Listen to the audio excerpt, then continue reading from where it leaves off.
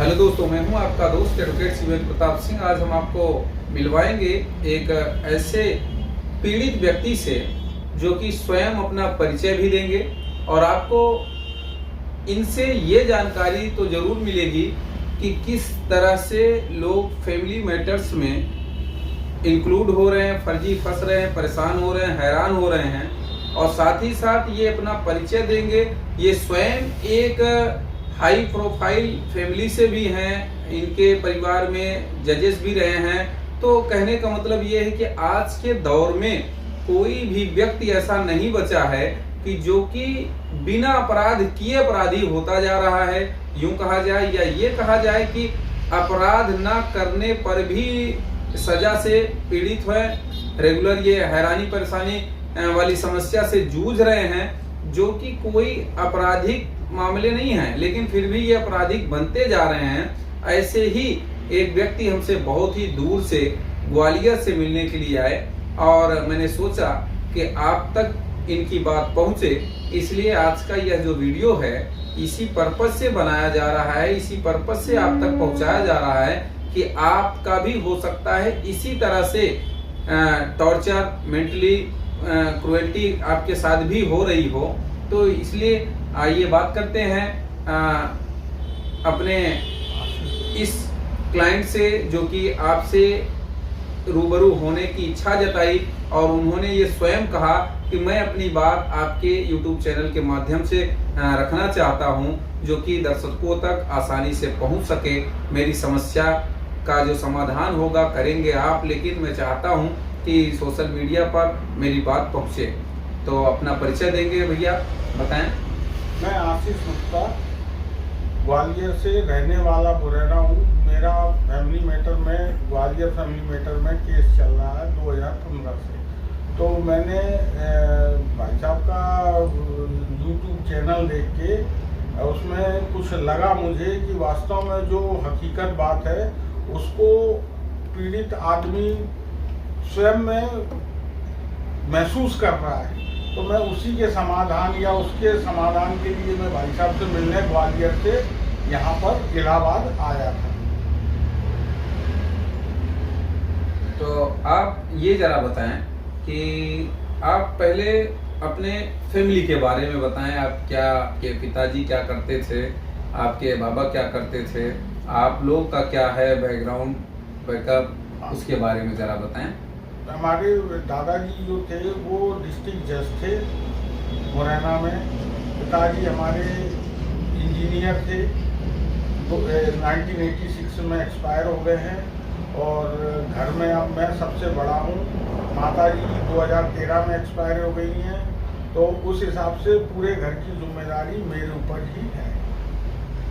तो जरा आप ये बताएं, जो आपके दादाजी जज बने, डिस्ट्रिक्ट जज बने, वो कहाँ से, किस तरह से उनका सफ़र स्टार्ट हुआ, या आज आप स्वयं एक जज की फैमिली के होते हुए अगर आप किसी केस में इंक्लूड हैं या किसी केस से टॉर्चर हो रहे हैं, तो जरा उनके बारे में आप बताएं।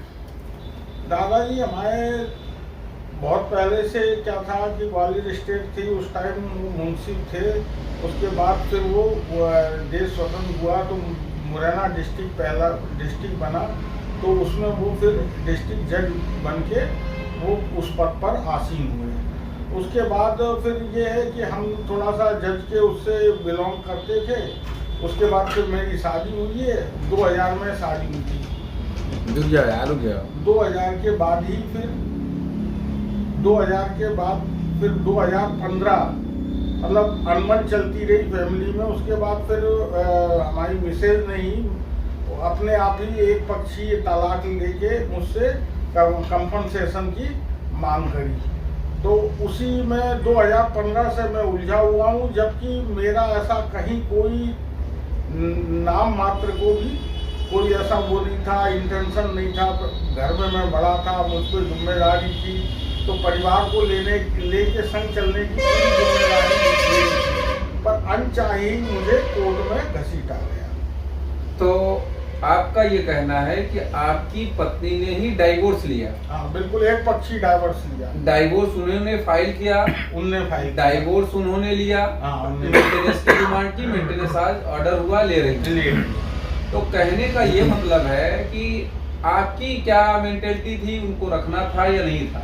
मेरी तो, मैं घर का बड़ा था, परिवार की जिम्मेदारी थी, मुझे तो रखना ही रखना था किसी भी हालत में, क्योंकि और भी छोटे भाई बहन थे, उनकी शादी की, तो उससे क्या होता है कि रेपुटेशन, और जज परिवार था हम लोग का, और पढ़ा लिखा परिवार था, तो रेपुटेशन के हिसाब से भी हम तो किसी एंगल से नहीं सोचते थे कि हमारे संग ऐसा हो जाएगा। चलिए, तो खैर आपके केस की बात तो वो न्यायालय की बात है, वो न्यायालय डिसाइड करेगा। अगर आपने कोई अपराध नहीं किया है तो हो सकता है आने वाले समय में आपका मेंटेनेंस का जो ऑर्डर हुआ है वो हाई कोर्ट या सुप्रीम कोर्ट लेवल पे आने वाले समय में रिजेक्ट हो सकता है, खारिज हो सकता है।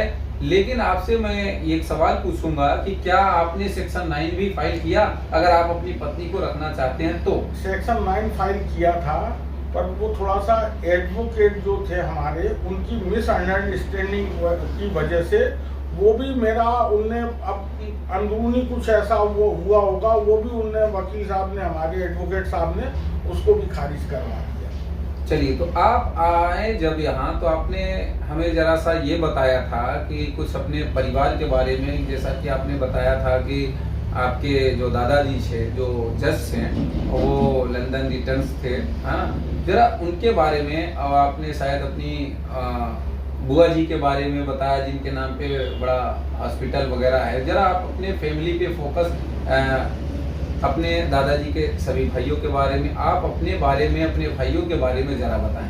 हमारे दादाजी के 4 पुत्र थे, तो अभी तो केवल एक बचे हुए हैं, और तो सब एक्सपायर हो गए, सभी गेस्टेड पोस्ट से रिटायरमेंट हुए हैं, और उनकी मतलब फैमिली भी वेल सेटल है।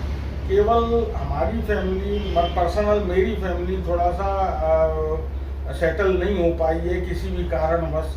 उसमें कहीं ना कहीं मेरी पत्नी और उनके मतलब मेरे सास ससुर की अति महत्वाकांक्षा कहीं ना कहीं दोषी है। तो उसका मैं पूरा दोष इसलिए देता हूँ कि जब उनको एक पक्षी तलाक लिया, तो कहीं ना कहीं उनके मन में खोट तो था ही। कोई भी बातें होती है बैठ के सुलझ सकती है, और कहीं ना कहीं कोर्ट ही एक रास्ता नहीं होता है, बाहर भी एक रास्ता होता है।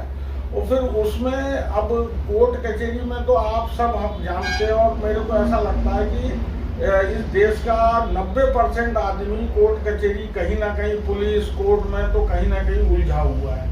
उसमें खुद महसूस कर सकते हैं, जिसमें से मैं खुद अपने ऊपर बताता हूँ कि मैं खुद महसूस कर रहा हूँ कि ना चाहते हुए जब किसी को कोर्ट में लाया जाता है तो वो हड़बड़ा जाता है, और हड़बड़ा के कुछ कदम हो सकता है गलत उठा लेता हो। अब उसके पास रास्ता ये नहीं होता है कि अनचाहा जब वो हो जाता है, कोर्ट कचहरी हो जाता है। और मोस्टली मैं चाहता हूँ कि सभ्य घर का आदमी तो कोई कोर्ट कचहरी जाना ही नहीं चाहता, पर सामने वाला जाए तो क्या होता है, जिसकी अपेक्षा नहीं रहती वो काम हो जाए, तो कुछ अनजाने में या कुछ गलत कदम उठ जाते हैं, या वो हो जाता है नासमझी की वजह से। और सबसे बड़ी बात ये है, आज के टाइम पे आदमी माँ बाप के बाद भरोसा करेगा तो वकील, डॉक्टर, इन पे भरोसा करता है। जब वहाँ से ही आपको रिलीफ नहीं मिलता है तो फिर वो टूट के फिर उसको ये लगता है कि दुनिया में अंधेरी अंधेरा है, कहीं कुछ नहीं है। तो उसका भुक्तभोगी मैं खुद बैठा हुआ हूँ।